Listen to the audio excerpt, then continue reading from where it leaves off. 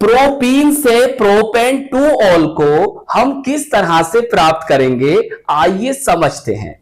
प्यारे बच्चों, प्रोपीन होती है ये और प्रोपेन टू ऑल होता है ये, सही। ये इसका आईयूपीएसी नेम है और जबकि कॉमन नेम या सामान्य नाम इसका होता है आइसोप्रोपिल एल्कोहल, या आप पढ़ सकते हो आइसोप्रोपाइल एल्कोहल, सही, भूलना नहीं। तो किसी भी नाम से आपसे पूछ सकता है। तो प्यारे बच्चों, हमें इस यौगिक को, इस कंपाउंड को इस वाले कंपाउंड में परिवर्तित करना है, कन्वर्ट करना है।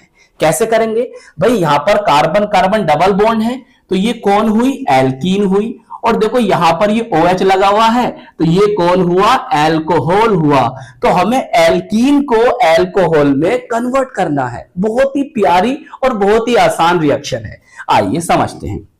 प्यारे बच्चों देखिए, ये कार्बन आया, डबल बॉन्ड आ गया, कार्बन, ये कौन? एल्कीन हुई। और कैसी एल्कीन है? असम्मित एल्कीन है, अनसिमेट्रिक या एसिमेट्रिक एल्कीन है। देखिए ये कार्बन है और ये कार्बन, इनके बीच में क्या है? डबल बॉन्ड है, सही है। इन दो कार्बन के बीच में क्या डबल बॉन्ड है। अब इन देखो, इस कार्बन, इन दो कार्बन के इधर और इधर अगर समान समूह है, सेम ग्रुप है, तो वो होती है सम्मित एल्कीन। और अगर समान ग्रुप नहीं है, असमान ग्रुप है, असमान समूह है, तो वो होती है असम्मित एल्कीन। तो इसीलिए प्रोपीन जो होती है वो असम्मित एल्कीन होती है। अब प्यारे बच्चों, हम यहां कराएंगे इसका जल योजन, मतलब जल से क्रिया कराएंगे, जल का योग कराएंगे। और यहां पर हमें उपस्थिति रखनी होगी किसी अम्ल की, तो हम यहां ले रहे हैं तनु। तनु बोले तो डाइल्यूट, H2SO4 बोले तो सल्फ्यूरिक अम्ल। या प्यारे बच्चों, आपको इसके स्थान पर ना H पॉजिटिव भी लिखा मिल सकता है, तो कंफ्यूज नहीं होना। तो यहां पर हो रहा है क्या? अम्ल उत्प्रेरित जल योजन, एसिड कैटेलाइज्ड हाइड्रेशन, सही। अब देखो प्यारे बच्चों, ये असम्मित एल्कीन है और आप जल का योग करा रहे हो, जल योजन करा रहे हो, तो यहां पर एक रूल लगेगा जिसे हम कहते हैं मार्कोवनी-कोव रूल। क्या कहते हैं? मार्कोवनी-कोव रूल यहां पर लगेगा।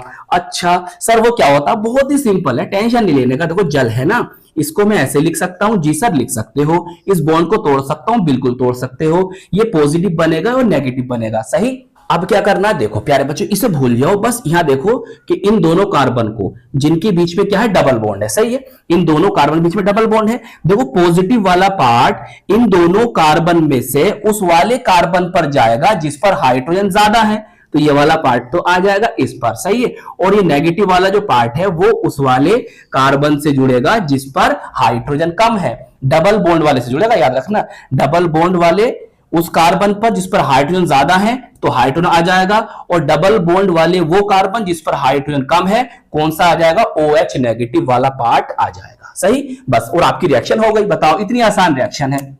इसका नेम क्या है? प्रोपीन है। प्यारे बच्चों, नाम जरूर लिखना नीचे, प्रोपीन, सही। वैसे मैंने लिख दिया है इनका नाम, बता दिया है आपको। चलिए, बहुत ही सिंपल रिएक्शन। देखो CH3, जी सर। अब यहां पर कौन आएगा? बताओ सर। OH आएगा। चाहे OH ऊपर लगा लो, मर्जी है आपकी, चाहे इसके साथ ब्रैकेट में लिख दो, जब भी चलेगा।